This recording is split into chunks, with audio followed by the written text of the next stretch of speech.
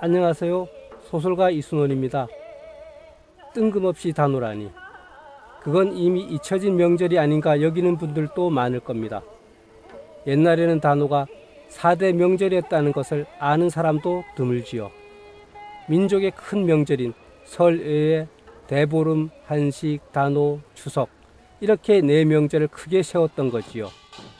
벽시가 못자리로 나가 싹이 나고 푸른 모로 자라 모내기를 할 때 온 산에 짙게 물든 녹음처럼 단오가 다가왔던 겁니다. 어린 시절 단오는 나에게 꿈이었습니다.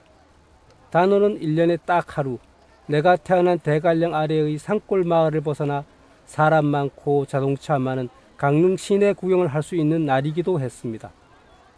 많은 사람들 속에서 손을 놓쳐 길이라도 잃을까봐 형제가 손을 꼭 잡고 다녔습니다. 그러면서 온갖 신기한 것들로 가득 채워져 있는 난전과 그네뛰기, 농악놀이, 씨름대회, 공마단 등을 넋을 놓고 바라보았습니다. 외정 때도 그 탄 앞에도 한 해 딱 앉을 때 그 한 해가 났거든요. 그러니 민심이 중요한 거야. 탄 안 치려고 그랬다. 그러니 일본 군수 할 수 없이 지내라. 그래서 그때 기후제를 지냈어요. 기후 지냈는데 기후제가 나기 전에 남자친 변에 지냈는데 전에 그게 물에 떠내려갔어. 그 다음부터 일본 군수도 막지 못하게 단오제고. 강릉 단오제는 우리나라에서 가장 역사가 깊은 축제입니다. 옛날 고대 부족 국가 시대에 하늘의 제사를 지냈던 풍습에서 비롯된 단오는 신을 모시는 날이기도 합니다. 본래 김윤신 장군이었던 대관령 산신과 범일국사였던 대관령 국사성황신, 그리고 정씨처녀였던 국사여성황신, 이 세 분의 신이 바로 강릉 단오제의 주신입니다. 이 지역 사람들은 오늘날에도 이 세 분의 신이 지역의 안녕을 지켜주고 질병을 막아주고 풍년이 들게 해준다고 믿고 있습니다. 김유신 장군은 삼국을 통일한 장군이고 범일국사라는 분은 고려를 건국하는 데에 굉장히 힘을 보탰던 그런 승려거든요. 그래서 역사에서 이제 승리한 분을 이제 신을 모시는 거죠. 네. 그런가 하면 여산왕은 호랑이에 물려 죽은 여자거든요. 호랑이에 물려 죽었다는 것은 가장 실패한 인생인 거죠. 삶에서. 그런데 강릉 단오제에서는 승리한 사람만 기억하는 것이 아니라 가장 처참하고 더 이상 우리가 이거 반복하면 정말 안타까운 그러한 실패한 삶을 우리가 항상 기억한다는 것이죠. 강릉 단오의 준비는 단오가 꼭 한 달 남은 음력 4월 5일에 간청과 백성이 함께 정성스럽게 쌀을 모아 단오 신주를 빚는 일로부터 시작됩니다.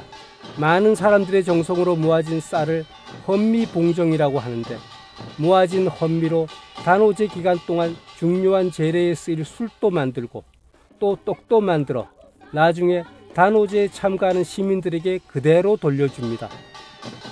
술은 열흘쯤 지나면 아주 잘 익습니다. 그러면 음력 4월 15일에 신주를 정성스럽게 차려들고 대관령으로 올라갑니다. 먼저 대관령 산신당에 가서 산신제를 올리고 다시 그 옆에 있는 국사성황사에 가서 성황님을 강릉으로 모셔가는 국사성황제를 올립니다. 이제부터가 중요합니다. 산신제와 국사성황제를 지낸 다음 신장부가 더 울창한 산속으로 들어가면 무당들이 그 뒤를 따라갑니다. 과연 어느 나무에 신이 내렸을까? 이건 매년 음력 4월 15일에 대관령에 올라오는 모든 사람들이 궁금해하는 일입니다. 이 신목이 바로 단오 기간 동안 대관령 국사성황신의 몸이 됩니다. 국사성황신의 혼이 깃든 신목을 앞세우고 정씨처녀의 입회가 있는 여성황사로 이동하는 것이 국사성황 행차입니다. 나무의 몸을 빌려 강릉으로 내려온 국사성황신을 국사여성황신 곁에 모셔왔다가 단오가 지난 다음 다시 대관령으로 모셔다 드리는 동안의 축제가 바로 강릉 단오제입니다. 단오를 이틀 앞둔 음력 5월 3일 국사 여성황사에서는 강릉 단오제가 본격적으로 시작되었음을 알리는 영신제가 펼쳐집니다. 영신제는 국사 성황신과 국사 여성황신의 신의와 신목을 단오터에 마련된 단오재단으로 모셔가는 의례입니다. 영신제를 마치고 국사 성황신과 국사 여성황신의 신의와 신목은 영신행차라는 거리행차를 통해 단오재단으로 모셔집니다. 영신행렬은 시민들과 만나게 되고 시민들과 하나로 어우러져 이동합니다. 단오의 아침은 시민의 건강과 안녕을 기원하는 조전제로부터 시작됩니다. 조전제는 풍년과 태평의 기원을 담아 대관령 국사성황신과 국사여성황 두 신께 제사를 받더니 잘 보살펴 달라는 기원이 담겨져 있습니다. 단오제 기간 동안 단오굿은 매일 아침부터 저녁까지 한시도 쉬지 않고 계속됩니다. 대관령에서 모셔온 국사성황님과 국사여성황님께 우리 모두 잘되게 해달라고 비는 굿입니다. 사람들은 가족이 잘되게 보살펴 달라고 무당에게 돈을 건네기도 하고 부정을 없애고 신에게 소원을 빌기 위하여 소원이 적힌 종이에 불을 붙여 하늘로 날려보내는 소지를 올리기도 합니다. 그래도 단오를 제일 재밌게 보내는 방법은 단오장을 돌아다니는 겁니다. 그동안 볼 수 없었던 갖가지 진귀한 물건들이 펼쳐져 있는 난전을 구경합니다. 이런저런 물건을 파는 난전이 길 옆으로 자그만치 1km나 길게 이어져 있습니다. 팔도 음식을 파는 음식 난전 역시 그만큼 길고 다양합니다. 또 단오 신주와 수리치떡을 놓아두고 단오의 이 동네를 찾아온 애지 사람들에게 이곳 음식을 맛보이기도 합니다. 창포물에 머리를 감는 것을 체험할 수 있는 곳도 있습니다. 단오날 창포물에 머리를 감으면 머리에서 윤기가 나고 향긋한 냄새가 납니다. 여름만 되면 마귀가 돌림병을 퍼뜨린다고 믿었던 옛날 사람들이 여름이 시작되는 단오날에 향긋한 창포물에 머리를 감고 몸과 마음이 깨끗해지길 바랐던 것입니다. 단오를 정리하는 송신제를 끝으로 강릉 단오제는 막을 내립니다.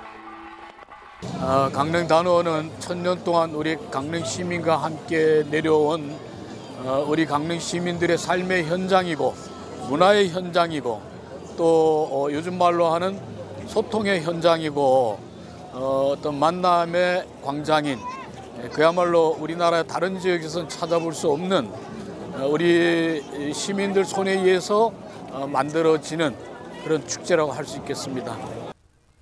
강릉 단오제가 얼마 전 유네스코에 의해 세계 인류 구전 및 무형유산 걸작 중의 하나로 선정됐습니다.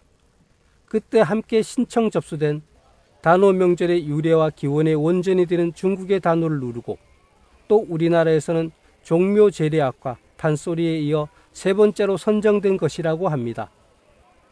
강릉 단오제는 전통 문화의 전승 통로이자 재창조의 어떤 장으로서 역할을 하고 있습니다. 이런 이유로 유네스코 무형유산 등재 기준 중에 하나인 문화 다양성과 창조성이 단오제에서 행해지고 있는 여러 가지 의식이나 행사를 통해서 잘 구현되고 있다고 심사위원들이 판단을 한 거고요. 그 시절 나는 우리가 사는 세상 모든 고장의 단오가 다 이런 줄 알았습니다. 자라면서 세계에서는 우리나라만, 그리고 우리나라에서는 내가 태어나고 자란 고장만 이렇게 옛 풍습 그대로 단오를 지켜내려고 있다는 것을 알게 되었습니다. 그런 무엇보다 강릉 단오제는 신이 납니다. 하루 이틀의 축제가 아니라 한 달도 넘는 기간 동안의 축제입니다. 단오가 되면 백리 밖의 사람들까지 다 단오장으로 모여듭니다. 왜 그런지 한 번만 와보면 저절로 알게 되는 그 축제의 장으로 여러분을 초대하고 싶습니다. 설날에 세뱃돈을 주지 않던 어른들도 단오가 되면 집집마다 아이들에게 조금씩 용돈을 주었습니다. 형제가 함께 그 돈을 받아들고 시골이 산길 걸어 강릉 시내의 단오장을 찾아가던 일이 마치 어제의 일처럼 그립습니다.